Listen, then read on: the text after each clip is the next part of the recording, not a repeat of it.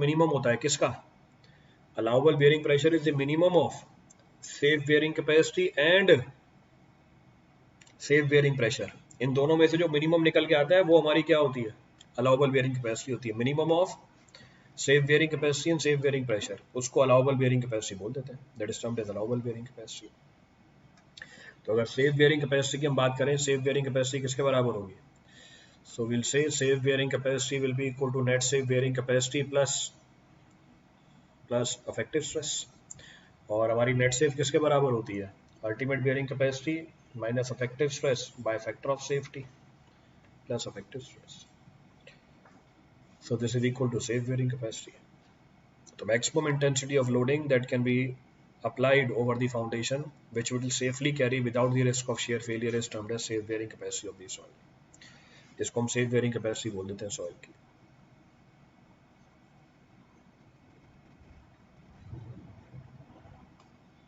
Clear है पूरी कहानी? रिपीट करना हो सवाल में से कुछ?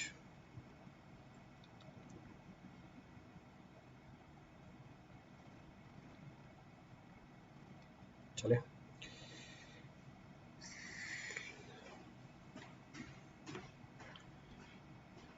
Next problem. When assessing the strength of a structure or structural member for limit state of collapse, the value of partial factor of safety for reinforcing steel should be taken as। अच्छा, limit state of collapse. Limit state of collapse में क्या क्या आता है? Limit state of collapse includes flexure, share, torsion and compression. So partial factor of safety for reinforcing steel is taken to be 1.15 and for concrete it is taken to be 1.5। Steel में partial factor of safety कम इसलिए लगाई जाती है क्योंकि इसमें quality control comparatively better होता है than concrete. So quality control over steel is better. इसका मतलब जो अनसर्टेनिटी है वो कंपैरेटिवली कम है इसकी क्वालिटी के अंदर, पर कंक्रीट में अनसर्टेनिटी ज़्यादा है उसकी क्वालिटी के अंदर, इसलिए फैक्टर ऑफ सेफ्टी ज़्यादा लगाई जाती है। Hence higher factor of safety is being applied.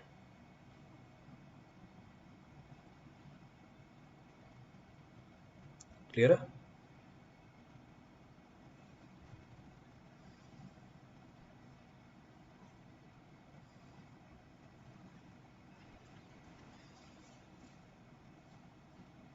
चले आगे बढ़ते हैं।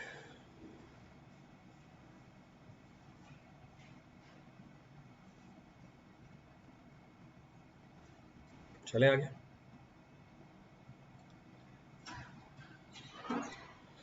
The effective length of the prismatic steel member of length L in compression having both its ends strained। अच्छा, दोनों एंड स्ट्रेन्ड है। दोनों एंड स्ट्रेन्ड है इसका मतलब दोनों एंड फिक्स्ड है। दोनों एंड फिक्स्ड है और क्या पूछ रहा है? अफेक्टिव लेंथ पूछ रहा है आपसे। दोनों एंड फिक्स्ड है, अफेक्टिव लेंथ पूछ रहा है, both and fixed. L affective की वैल्यू जो पूछ रहा है, एल अफेक्टिव कितना निकल के आता है इसमें? 0.65 एल।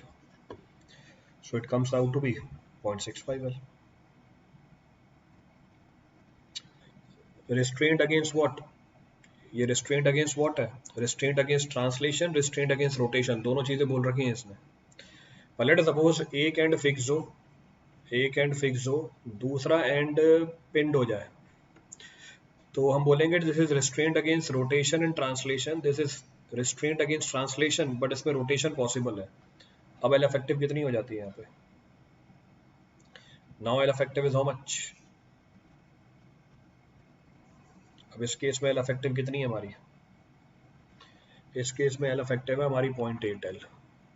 तो इसी तरीके से आपको बाकी सारे केसेस भी ध्यान रखने हैं। Rest all the cases are to be taken proper care of. तो सारे केसेस की एनालिसिस करनी है आपको।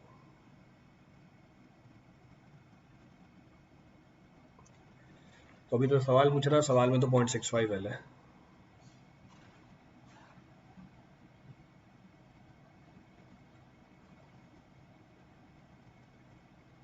चले आगे।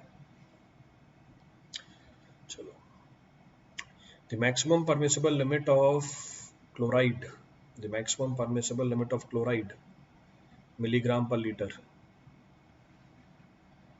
the maximum permissible limit of chloride in milligram per liter in potable water in absence of any alternate source. अच्छा, क्या बोलते हैं इस लिमिट को? This limit is termed as what? बोल रहा मैक्सिमम परमिसिबल लिमिट बता दो क्लोराइड की पोर्टेबल वाटर में. This is termed as what? Permissible limit या कॉस्ट फॉर रिजेक्शन लिमिट भी बोल देते हैं. In absence of any alternate source, this is 1000 milligram per litre.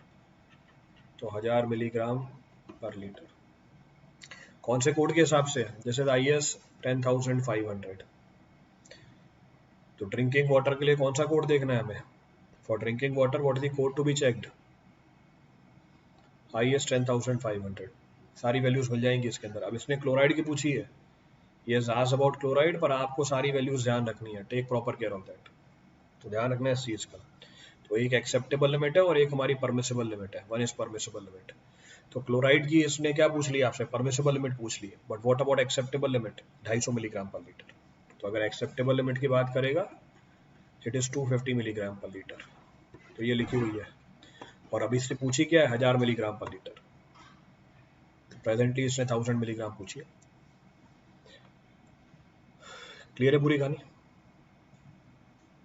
तो कॉस्ट फॉर रिजेक्शन.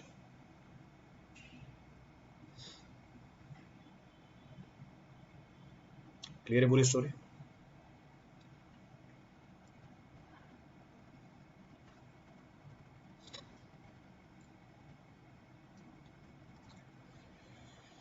चलो आगे बढ़ते हैं. Next, the imaginary level surface with reference to which vertical distances of the points are measured is called.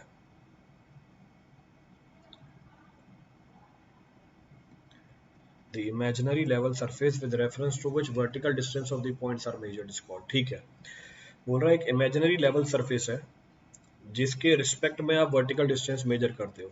Mean sea level, ये भी हो सकता है. हॉरिजॉन्टल प्लेन नहीं, ये लेवल नहीं होती. रिड्यूस्ड लेवल, भैया रिड्यूस्ड लेवल तो हाइट है हमारी, इमेजिनरी नहीं है.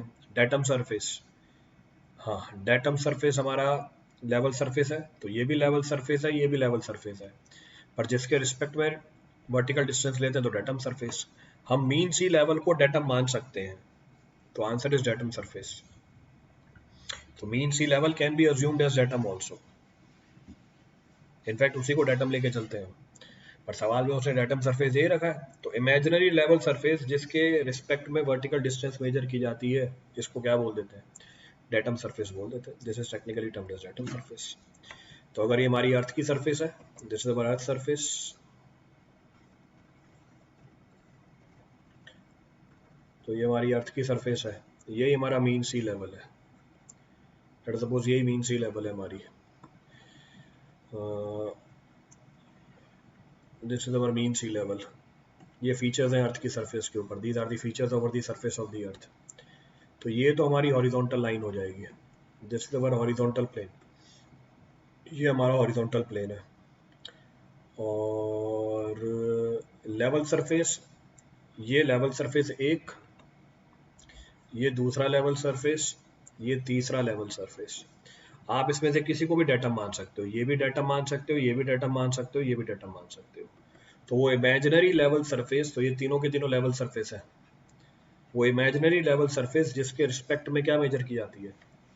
वर्टिकल डिस्टेंस मेजर की जाती है, उसको हम बोल देते हैं डेटम सरफेस. तो ये सारे के सारे डेटम है. हम किसको अज्यूम कर लेते हैं? डेटम. मीन सी लेवल को हम डेटम अज्यूम कर लेते हैं. We assume the mean sea level as datum. Clear है पूरी कहानी?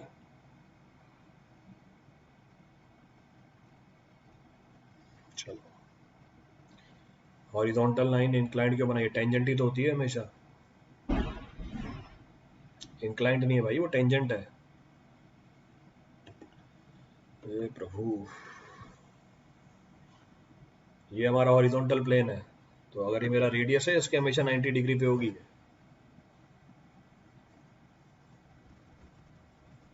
प्लम्ब लाइन के परपेंडिकुलर रहती है हमेशा।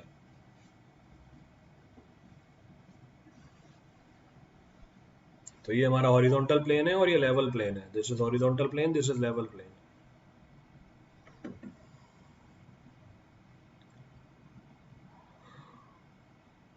चलो आगे बढ़ो। The slenderness ratio has which one of the following dimension? Slenderness ratio की डायमेंशन क्या होती है? क्या होता है भैया slenderness ratio?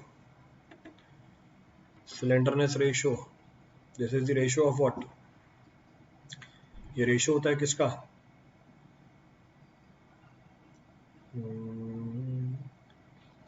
Affective length to the least radius of gyration, R minimum. और आर मिनिमम क्या होती है हमारी? आर मिनिमम होती है I minimum divide by area. तो सवाल बोल रहा है इसकी डायमेंशन क्या है भैया? कोई डायमेंशन नहीं है, डायमेंशनलेस क्वांटिटी है, इट इज डायमेंशनलेस।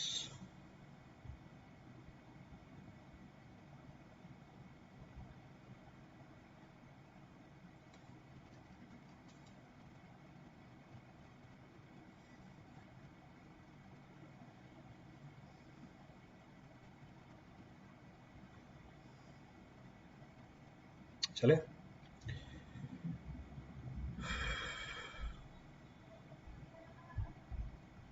चलो आगे बढ़ते हैं। According to the limit state theory and as taken by IS 456, maximum compressive strain in concrete in axial compression is taken as, simple सवाल है तो, it is taken as 0.002। so maximum compressive strain, फिर से कोडल सवाल। अब देख लो कितने कोडल सवाल पूछे हुए हैं, यहीं से आइडिया लग जाता है कि भैया कोड तो मुझे पढ़ के ही जाने हैं सारे। एटलीस्ट 456 इतने सवाल आ गए 456 से, तो सारे कोड जमा करते जाना। 456 से भी आया हुआ है, 800 से आया हुआ है, 10,500 से सवाल आया है। कम से कम ये कोड तो मुझे पढ़ के ही जाने हैं, वहां पे टिप्स पे होने चाहिए कोड हमारे। So maximum compressive strain in concrete in axial compression will be taken as 0.002। और अगर इसमें साथ में बेंडिंग भी आ जाए, then in that case it will be how much? अगर साथ में बेंडिंग भी आ जाए तो उस केस में कितनी निकल के आ जाएगी वैल्यू? अरे भाई एक्सियल कंप्रेशन है, वो बेंडिंग में होता है, 0.0035 भी स्ट्रेन होता है ना, और वो बेंडिंग के अंदर होता है, ये कंप्रेशन में पूछ रहा है। अब हमारे कंप्रेशन के साथ साथ क्या आ जाए?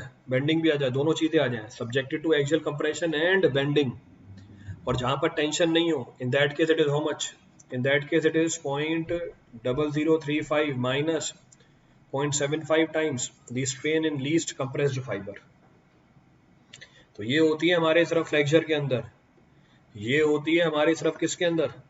एक्सियल कंप्रेशन के अंदर। और एक्सियल कंप्रेशन के साथ बेंडिंग भी आ जाए पर टेंशन नहीं हो, उस केस के अंदर हमारी maximum compressive strain 0.0035 minus 0.75 times the strain in least compressed fibre. तो ये सारी स्ट्रेन की वैल्यू है, ये भी स्ट्रेन की वैल्यू है, ये भी स्ट्रेन की वैल्यू है, और ये पूरी भी स्ट्रेन की वैल्यू है। This is also the value of the strain.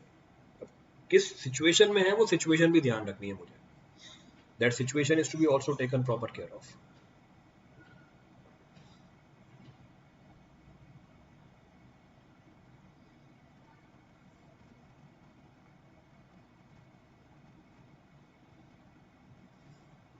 चले आगे।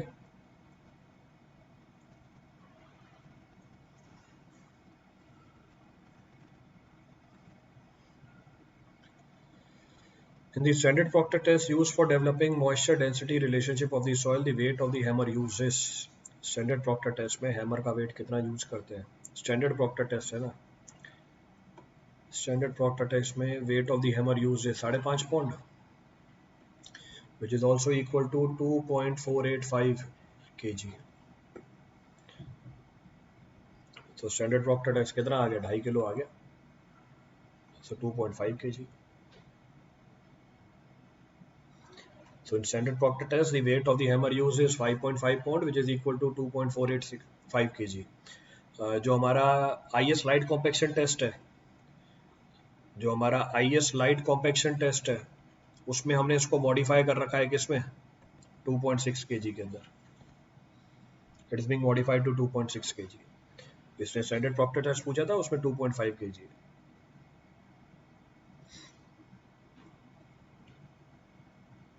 ठीक है। मॉडिफाइड प्रॉक्टर टेस्ट पे है 10 पॉन्ड यानी 4.54 kg, हमने उसको मॉडिफाई करके 4.9 kg कर रखा है। तो in modified Proctor test it is equal to 10 pound. 10 pound मतलब 4.54 kg, और हमने इसको मॉडिफाई कर रखा है 4.9 kg में, हैवी कॉम्पैक्शन टेस्ट में।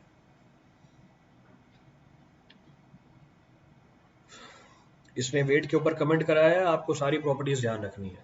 Yes, commitment over the weight, you have to take proper care of all the properties, आपको सारी प्रॉपर्टीज का ध्यान रखना है।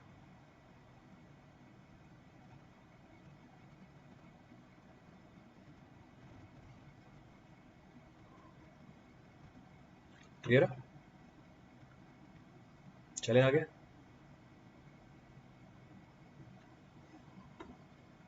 चलो, the maximum pH value acceptable for portable water, ये आ गया वापस IS 10500। So acceptable limit for pH कितनी है? Acceptable limit of pH is equal to 6.5 to 8.5। Acceptable pH limit is 6.5 to 8.5। Then permissible limit कुछ भी नहीं है, तो मैक्सिमम कहाँ तक परमिटेड है? 8.5 तक परमिटेड है।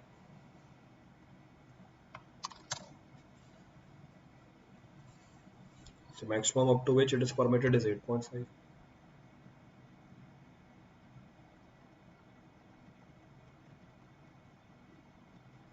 चलो आगे बढ़ते हैं, continue. Which of the following method is not used? Which of the following method is not used for measuring in situ density of compacted soil? अच्छा, इसमें से कौन सा मेथड यूज नहीं करते हैं, तो हमें ये पता होना चाहिए कौन कौन सा मेथड यूज करते हैं। तो इसका मतलब ये है, डेंसिटी निकालने के लिए मुझे सारे तरीके पता होने चाहिए। So in order to find the density of the soil, what are the methods available? कौन कौन से मेथड अवेलेबल है मेरे पास? Core cutter method, then sand replacement method. So core cutter, sand replacement, then water displacement,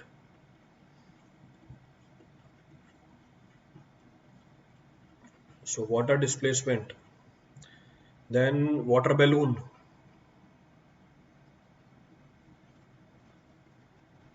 so water balloon method, then radiation method,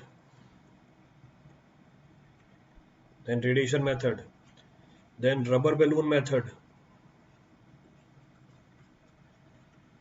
rubber balloon method, then nuclear density method, nuclear density method, then electrical density method, electrical density method. अब इतने सारे तरीके हैं soil की इन Situ density निकालने के लिए। Torsional balance, अरे भाई वो वाटर कंटेंट का है, कौन है ये? गजब एस्पिरेंट अंजलि, बहुत बढ़िया। टॉर्शनल बैलेंस, अल्कोहल मेथड से ये डेंसिटी निकालेंगे। अरे वो वाटर कंटेंट निकालने के तरीके हैं, सवाल किसका चल रहा है? इन सिटू डेंसिटी निकालनी है। ये दूसरा आया, ये जो आया कृतिकोसामा, ये देखो इनका इनसे भी एक लेवल आगे। अल्कोहल मेथड तो कंक्रीट के लिए है, मतलब वो बता रहे हैं इन वाटर कंटेंट निकालने के तरीके। ये दूसरा आया कि नहीं, ये तो वाटर कंटेंट किसका है, ये तो कंक्रीट के लिए होता है। So these are the methods available to find the in situ density, ये in situ density के लिए।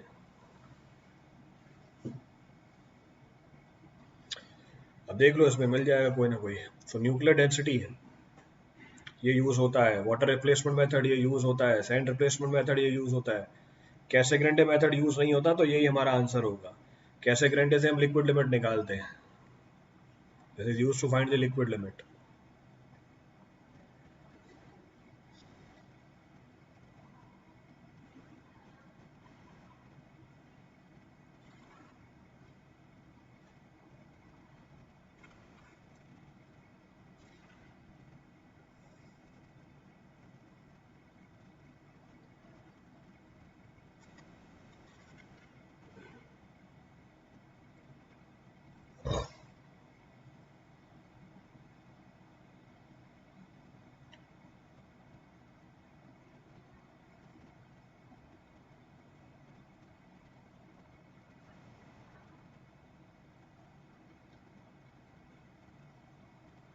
नोट कर लिया सबने? Has every noted? चलिए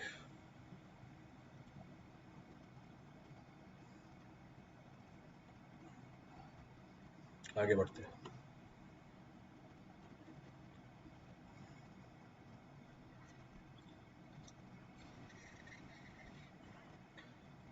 सेवन डे ट्रायल की लिंक सेंड कर दो। लिंक सेंड कर दिए, ज्वाइन कर लो उसमें। देखो भी लिंक सेंड करिए, ज्वाइन करो।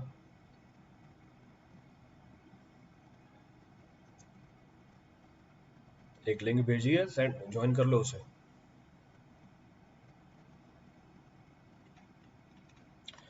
What will be the sludge volume index? SVI है।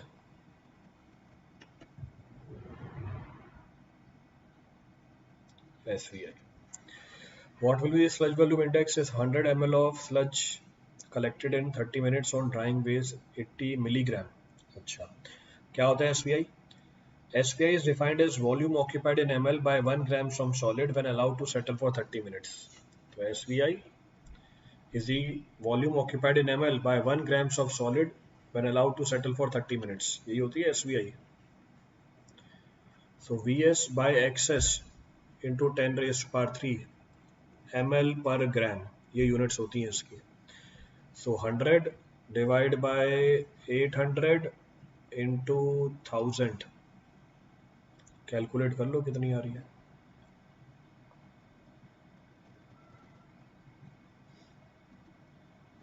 What the value coming out? ये तो कैंसल आउट हो गया। ये कितना आया? 125 ml पर ग्राम।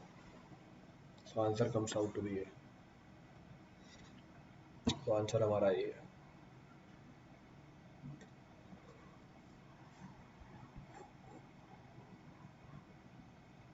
क्लियर है?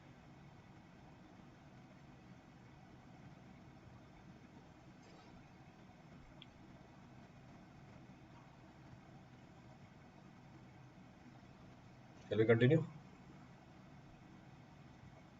चलो आगे बढ़ते हैं। Next of the point of reference. Normally, the air that is left behind in concrete after full compaction is achieved in terms of. अच्छा, normally the air that is left behind in concrete after the full compaction is achieved in terms of. तो सवाल बोल रहा है जो air बच जाती है, तो इसके लिए मुझे पता होना चाहिए कितने तरह की एयर है। For that I should know air कितने तरह की होती है। तो दो तरह की एयर मिलेंगी आपको। There are two types of air. पहला इज इंट्रेन्ड एयर, दूसरा is entrapped air. So there are two types of air in the concrete. दो तरह की हवा होती है। अब क्या है फर्क इनके अंदर? Entrained air, entrapped air. Entrapped air होती है जो हमारी नेचुरल एयर है। So natural air of the concrete is termed as, तो वॉइड्स के अंदर जो नेचुरली प्रेजेंट होती है उसको हम क्या बोल देते हैं? इंट्रैप्ड एयर बोल देते हैं। तो हम बोल देंगे नेचुरल एयर। तो नेचुरली वॉइड्स के अंदर जो एयर प्रेजेंट होती है उसको हम टेक्निकली क्या बोल देते हैं? इंट्रैप्ड एयर बोल देते हैं। इंट्रेन्ड एयर ये अभी कल ही डिस्कस किया था, कल ही प्लस में टॉपिक डिस्कस हुआ है ये वाला। सो इंट्रेन्ड एयर ये आर्टिफिशियली इंड्यूस करी जाती है कंक्रीट में by the use of air entraining admixture. तो पूरा का पूरा एडमिक्सचर का नाम ही इसके ऊपर बेस्ड है, एयर इंट्रेनिंग एडमिक्सचर। वो क्या करता है? इंट्रेन्ड एयर को कंक्रीट के अंदर इम्बाइब कराता है। तो ये बोलते हैं ये किसकी वजह से आती है? सो एयर इंड्यूस्ड बाय एडमिक्सचर्स। ये वो एयर है जो किसकी मदद से आती है? एडमिक्सचर की मदद से आती है। अगर इंट्रैप्ड एयर की परसेंटेज लोगे 1 से लेके 4% के बीच में होगी, ये होगी 4 से लेके 8% के बीच में। ये तो हम जब कंक्रीट का मिक्स डिजाइन करते हैं वहां पर भी निकल के आती है। जब कंक्रीट का मिक्स डिजाइन करते हैं वहां पर भी निकल के आ जाती है चीज। अब सवाल पढ़ लो, अब शायद समझ में आ जाएगा आपको। Now you will be able to analyse.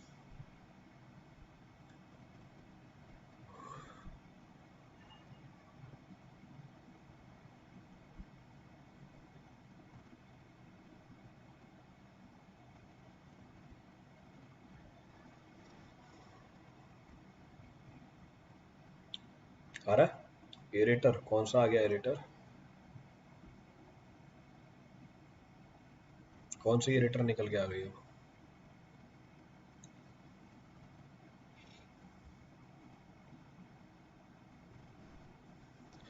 तो सवाल बोल रहा है normally the air that is left behind in concrete after full compaction is achieved is termed as.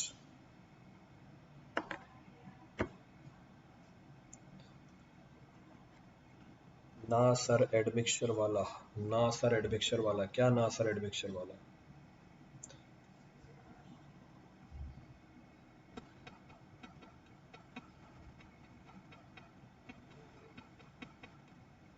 जब आपने कॉम्पैक्शन अचीव कर ली उसके बाद भी जो थोड़ी बहुत एयर बची हुई है क्या कहलाएगी? वो ये जो नेचुरली एयर बची हुई है वही कहलाएगी। तो सवाल यही पूछ रहा है कि जब हमने फुल्ली कॉम्पैक्ट कर लिया कंक्रीट को, when the compaction is achieved, compaction का पर्पस ही क्या होता है? ये भी पॉइंट भी डिस्कस कर रखा है। This point is also being discussed in detail that what is the purpose of compaction. हम कंक्रीट में कॉम्पैक्शन क्यों कराते हैं? Why the compaction of the concrete is being carried out? Concrete की कॉम्पैक्शन क्यों कराई जाती है? या एयर को रिमूव करने के लिए तो कराई जाती है, ये सबसे इंपॉर्टेंट एस्पेक्ट भी है। Compaction of the concrete is being carried out to remove what? Entrapped air from the concrete. और अगर कॉम्पैक्शन प्रॉपर नहीं करी है आपने, if the compaction is not done properly और एयर बच गई, इसका इम्पैक्ट क्या होता है?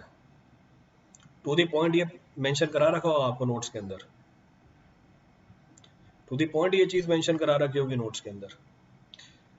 अगर एयर छूट जाती है इससे लोड कैरिंग कैपेसिटी कम हो जाएगी आपके कंक्रीट की। If it is not removed the load carrying capacity of the concrete, देखा तो करो, पूरा बीएमसी करा रखा है, फ्री में करा रखा है पूरा बीएमसी। पूरी बिल्डिंग मटेरियल कंस्ट्रक्शन फ्री में करा रखी, मिल जाएगी यूट्यूब पे या स्पेशल क्लास में, कहीं ना कहीं एक जगह करा रखी है मैंने ये। तो दोनों में से किसी एक जगह पर कर रखी है हमने ये। तो कॉम्पैक्शन का एम ही क्या होता है? What the purpose of compaction? To remove the entrapped air. तो जो एयर इंट्रैप्ड होती है उसी के लिए तो हम कॉम्पैक्शन करते हैं। अगर एयर छूट जाती है कॉम्पैक्शन के बाद तो हमारी स्ट्रेंथ कम हो जाती है 30 से लेकर 60%, 30 से लेकर 60% एयर छूट जाएगी। क्लियर है पूरी कहानी? तो अब सवाल ने क्या बोला?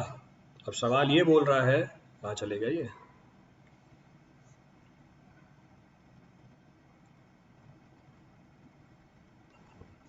अब सवाल ये बोल रहा है कि आपने फुल कॉम्पैक्शन कर ली। जब आपकी फुल कॉम्पैक्शन हो गई, इस बात का मतलब क्या हुआ?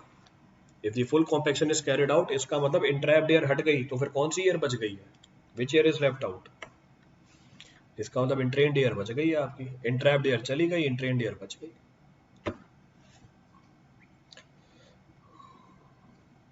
हीट ऑफ हाइड्रेशन, क्या क्या बोलते जाते हो, हीट ऑफ हाइड्रेशन प्रॉपर नहीं होगा, कॉम्पैक्शन से हीट ऑफ हाइड्रेशन प्रॉपर नहीं होगी।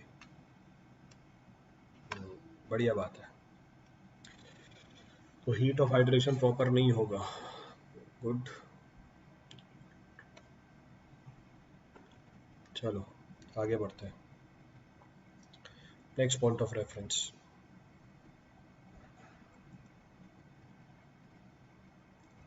नेक्स्ट पॉइंट क्या बोल रहा है?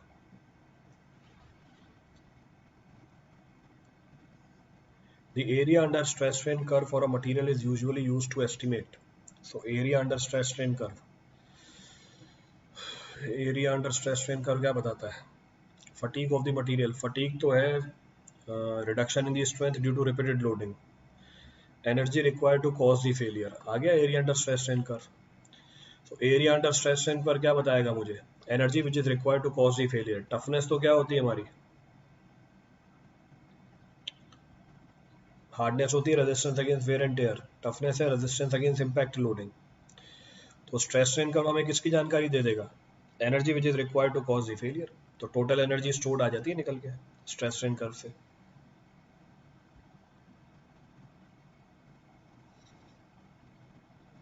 हम टफनेस को भी स्ट्रेस स्ट्रेन कर्व से निकाल सकते हैं। कैसे? How toughness can be found using stress strain curve? Toughness can also be measured using stress strain curve. Toughness को स्ट्रेस स्ट्रेन कर्व से कैसे निकाला जा सकता है? जरा इसकी जानकारी बताना। टफनेस होना चाहिए, एक रेजिलियंस आ गया, अच्छा, purpose of entrained air is for workability. Purpose of the entrained air is due to n number of factors. Purpose of entrained layer is due to n number of factors. एक factor थोड़ी ना होता है, खूब सारे factor होते हैं. Up to failure point तक का एरिया लेते हैं, area up to failure stress strain curve. ठीक है,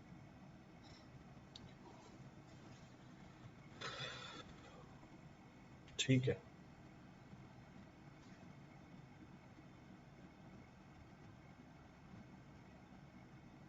क्लियर है सवाल?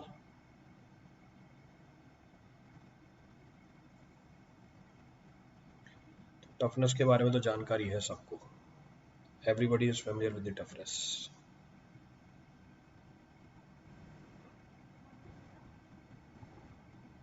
चले आगे.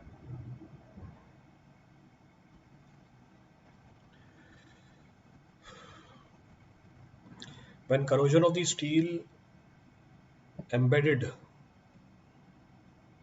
When corrosion of the steel embedded in concrete takes place, the volume of the rust is usually P times than that of the original volume of the steel, where P is. अच्छा, volume में पूछ लिया इसने. See we have discuss the mechanism of, हमने mechanism discuss कर रखी है corrosion की. कहाँ मैकेनिज्म डिस्कस कर रखी है करोजन की? ये मैंने आपको इन्वायरमेंट में बताई है, that how the corrosion takes place.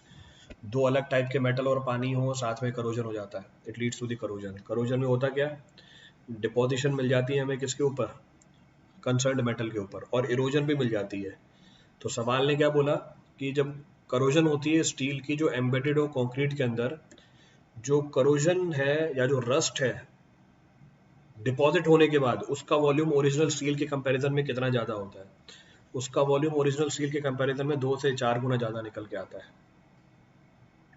It comes out to 2 to 4 times more.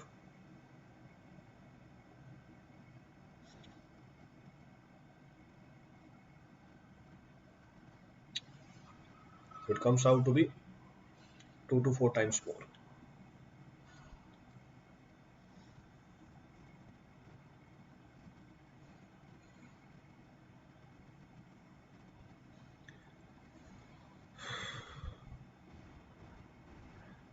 चले आगे. आगे बढ़ते हैं.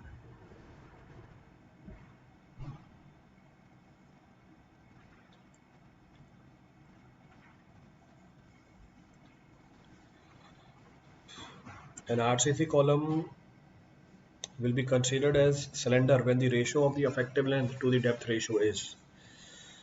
An RCC column will be considered as cylinder when the ratio of the, अच्छा, cylinder column मतलब long column. Cylinder column means long column. Long column के लिए ratio कितनी होनी चाहिए? Cylinderness ratio should be more than 12. तो 12 and effective length width ratio is also 12. So answer is 1. So answer 1 आ गया.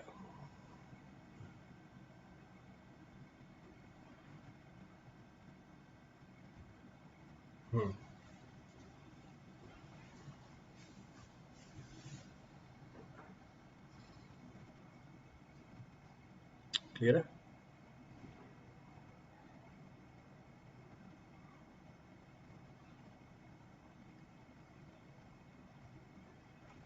चलो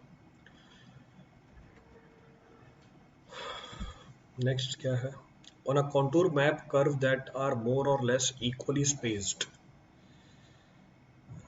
Equally spaced, ठीक है. अच्छा, कॉन्टूर मैप है जिसमें कर्व मोर और लेस इक्वली स्पेस्ड है. ये क्या बताता है? Uniform slope, valley, steep slope, vertical Cliff. It will signify the uniform slope. अगर स्लोप हमारी यूनिफॉर्म है तो कॉन्टूर के ऊपर जो कर्व निकल के आएंगी, इनकी जो स्पेसिंग है वो यूनिफॉर्म निकल के आती है. Spacing comes out to be uniform. ठीक है. Valley, steep valley, vertical cliff, कोई लॉजिक ही नहीं है इनका. अगर वैली होगी तो वैली में आपको कॉन्टूर ऐसा मिलेगा, if you are talking about valley, this is the contour of the valley. अगर ये कॉन्टूर है वैली का, जैसे जैसे आप बाहर जाओगे आरएल क्या करती जाएगी, जैसे जैसे आप बाहर जाओगे आरएल की वैल्यू क्या करती जाएगी, what about the value of RL, बढ़ती चली जाएगी, आरएल विल इंक्रीज, अगर वैली की बात कर रहे हैं। अगर वर्टिकल क्लिफ की बात कर रहे हो, if you are talking about vertical cliff, तो उस केस में भी आपको कॉन्टूर तो ऐसे ही मिलेंगे, पर जब आप बाहर जाओगे तो आरएल की वैल्यू क्या करती जाएगी, डिक्रीज करती जाएगी, the value of the RL will decrease, अगर वर्टिकल क्लिफ की बात करें तो।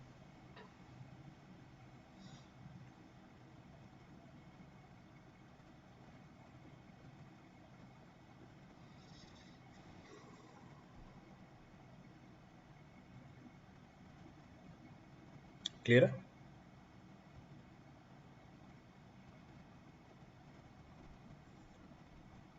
चलो आगे बढ़ते हैं। While calculating the bearing capacity for a foundation, the water table is likely to permanently remain at a level of 20 meter from a square foundation. 20 meter from a square foundation of side 5 meter, then the correction factor for the water table will be taken as. So while calculating the bearing capacity for a foundation, the water table is likely to permanently remain at a level 20 meter from square foundation, यानी square foundation से 20 metre नीचे है, square foundation से 20 metre नीचे है। तो अगर ये मेरी स्क्वायर फाउंडेशन है, इसकी डेप्थ कुछ होगी, it will be having certain depth, और डेप्थ नहीं बताई हुई है, ये विड्थ बता रखी है 5 मीटर की, और यहाँ से वाटर टेबल 20 मीटर नीचे है, तो यहाँ से वाटर टेबल 20 मीटर नीचे है, तो बोल रहा है वाटर टेबल करेक्शन फैक्टर बता दो, तो ये b से ज़्यादा हो गया, it is more than b, so this is greater than b, तो वाटर टेबल करेक्शन फैक्टर कितनी हो गई 1, so water table correction factor is 1, 0 क्या लगा दिया,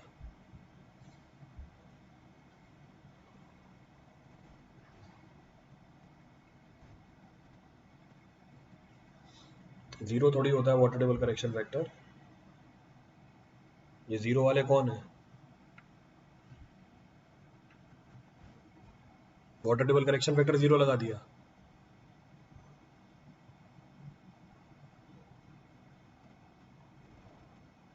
ऑप्शन ही नहीं है, ये तो ऑप्शन है 1, मतलब ऑप्शन के हिसाब से आंसर दे रहे थे 0, वो तो टाइपिंग में गलती कर रखी है जिसने भी टाइप किया हुआ है, तो इसके हिसाब से 0 दिया हो गया आंसर, ऑप्शन नहीं है इसलिए 0 आंसर है, कोई बात नहीं, बहुत बढ़िया।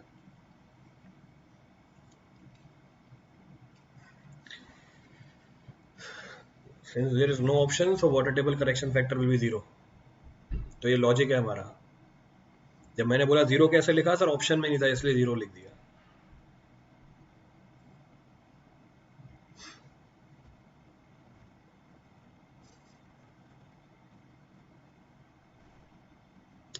अरे वाह,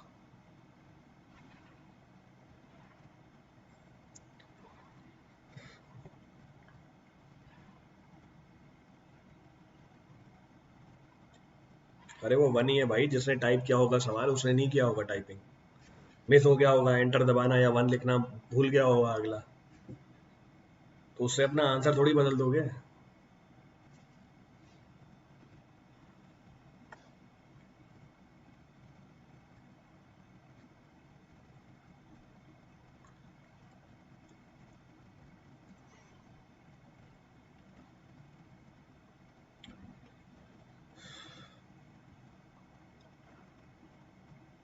चलो देखो अगला सवाल क्या पूछो।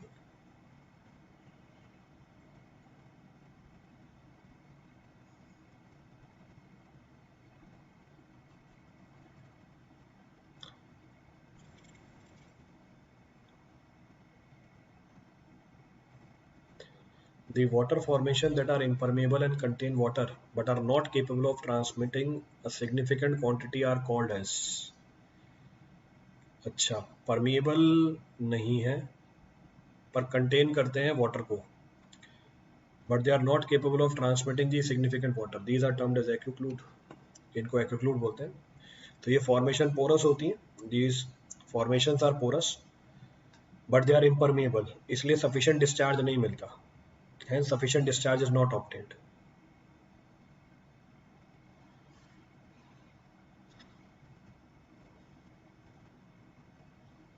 क्लियर है चीज?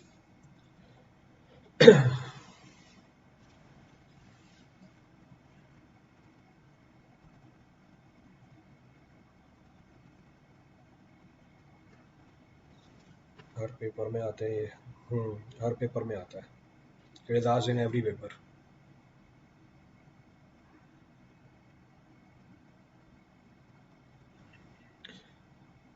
क्या पूछ रहा है? पर्स्ड एक्यूफर, कई बार impermeable layer water table level के ऊपर एग्जिस्ट कर जाती है ना परवियस मीडियम, जिसमें भी वाटर स्टोर होता है, और उसको भी हम यूज कर सकते हैं as a source of water, उसको पर्स्ड एक्यूफर बोला जाता है, that is termed as perched aquifer.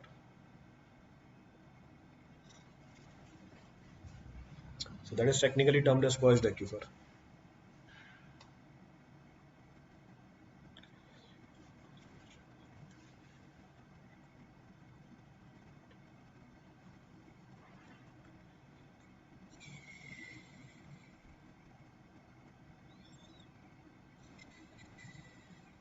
चले आगे।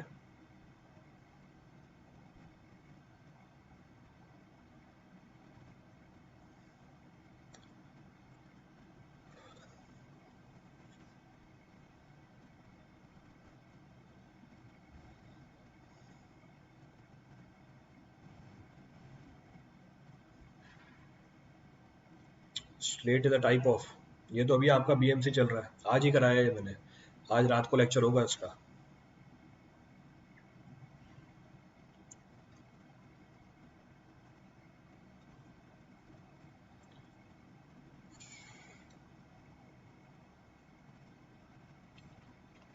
सो slate is a type of what? Slate किस तरह का रॉक होता है? मेटामॉर्फिक, इग्नियस, प्रोलिथिक रॉक, सेडिमेंट्री रॉक। तो slate, slate is a type of what? Slate is a type of metamorphic rock. Metamorphic rock होती है, किससे बनती है स्लेट? स्लेट बनती है हमारे ग्रेनाइट से। So slate is formed from granite. तो मेटामॉर्फिक रॉक वो रॉक होते हैं जो igneous rock, which are formed from the igneous rock और sedimentary rock। तो igneous rock और sedimentary rock के ऊपर प्रेशर या टेम्परेचर अप्लाई किया जाए, it leads to the formation of the metamorphic rock. तो ग्रेनाइट के ऊपर प्रेशर टेम्परेचर अप्लाई की जाए, स्लेट में कन्वर्ट हो जाती है, it gets converted into the slate.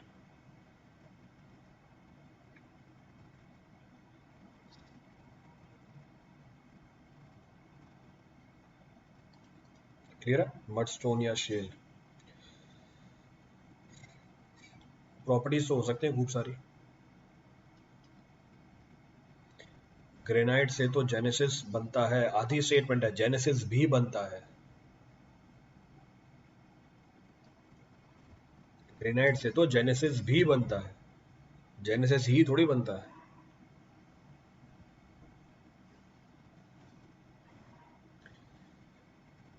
चलो भाई आगे, ये दूसरा आ गया, ग्रेनाइट से जेनेसिस होता है, हाँ होता है, तो क्या दिक्कत हो गई?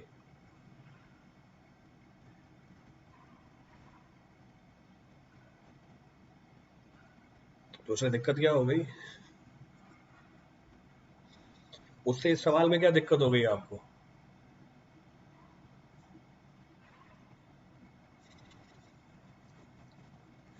तो ग्रेनाइट से सर जेनेसिस बनती है, हाँ वो बनती है, तो उसका इस सवाल से क्या लेना देना है?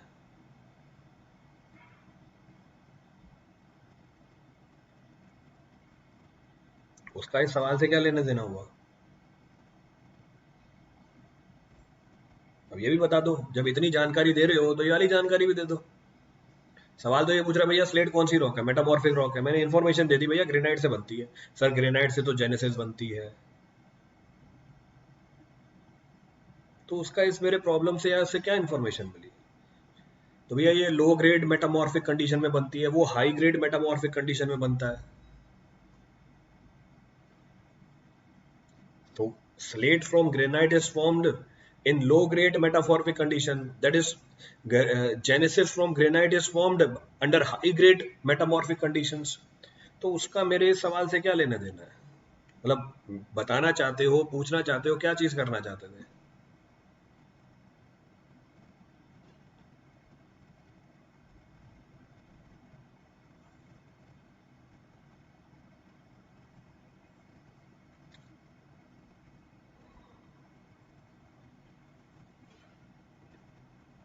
चलो आगे बढ़ते हैं.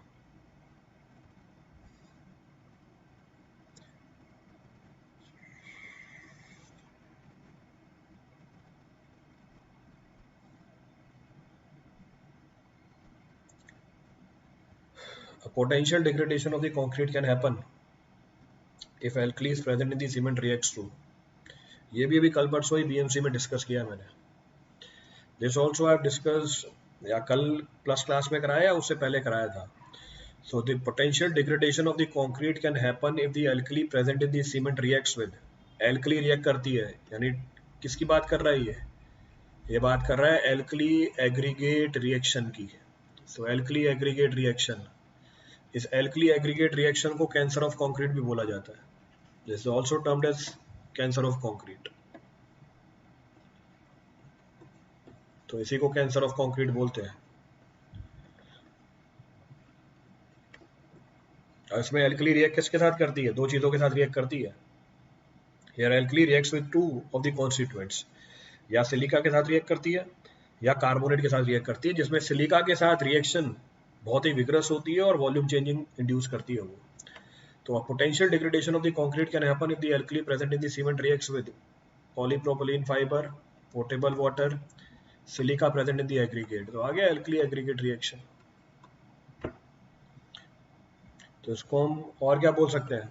एल्कली सिलिका रिएक्शन और एल्कली कार्बोनेट रिएक्शन, ये होती है हमारी alkali aggregate reaction. This is technically termed as alkali aggregate reaction.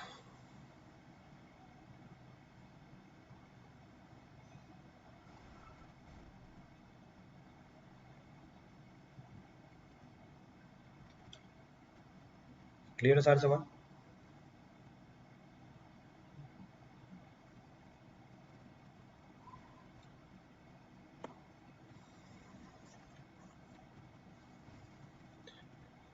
Next क्या है?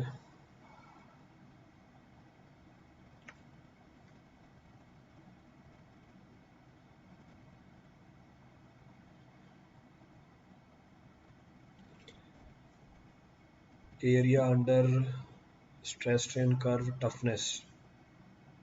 अरे area under stress strain curve is equal to toughness. सवाल ने ये थोड़ी पूछा था कि area under stress strain curve क्या होता है. सवाल तो पढ़ लिया करो पहले, मतलब खुद का दिमाग कभी नहीं चलाना.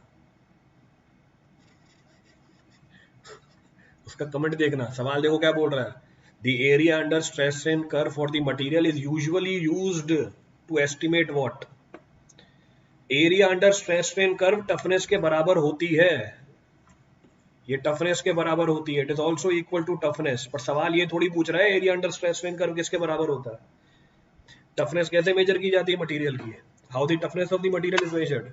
टफनेस के लिए तो टेस्ट है मेरे पास. 4P इम्पैक्ट टेस्ट होता है, आइजोड इम्पैक्ट टेस्ट होता है. तो उसको मेजर कैसे किया जाता है? इसको तो 4P टेस्ट से मेजर करता हूँ, इसको तो आइजोड टेस्ट से मेजर करता हूँ. मेजरमेंट का तरीका स्ट्रेस स्ट्रेन कर्व थोड़ी ना होती है. तो area under stress strain curve निकाली जाती है. क्यों निकाली जाती है? ये तो इसलिए निकाली जाती है ताकि मेरे को पता चले what is the energy required to cause the failure. सवाल ने ये पूछा है sir area under stress strain curve तो टफनेस होती है सर. तो सवाल ने तो ये पूछा ही नहीं है टफनेस होती है या नहीं होती है. सवाल तो बोल रहा है इस एरिया को यूज कहां पर करते हो यूजुअली. तो इसको हम यूज करते हैं क्या निकालने के लिए? एनर्जी निकालने के लिए. और इसके ऊपर तो आपने सवाल कर रखे होंगे खूब सारे. स्ट्रेंथ ऑफ मटेरियल में सवाल यूज कर रखे होंगे कि मेरे को एनर्जी चाहिए, कैसे निकालूंगा? Area under stress strain curve से निकालूंगा.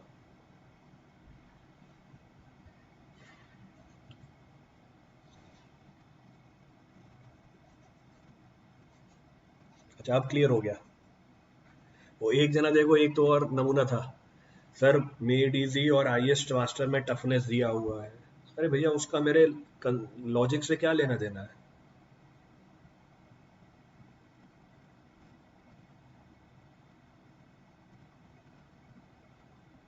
यहीं से पता चल जाता है कैसे तैयारी हो रही है या क्या अप्रोच है तैयारी करने की, कि सर यहाँ पर ये आंसर दिया हुआ है तो ये मैं तैयारी ऐसे करता हूँ, मैं सब जगह के आंसर पढ़ के आता हूँ और तैयारी हो जाती है। अरे थ्योरी पढ़ो भाई उसकी बैठ के।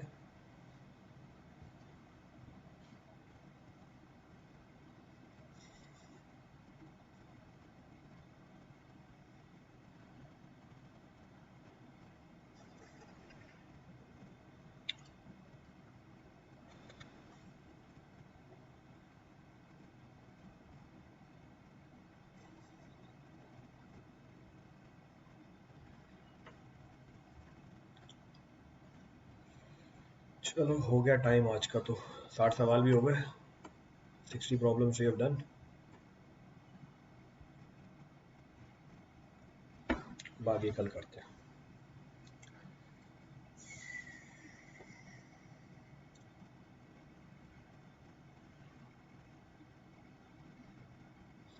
Let's will discuss tomorrow.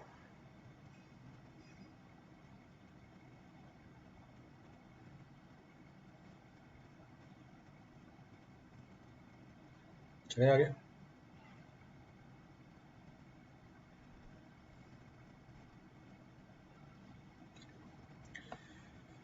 Thank you everyone.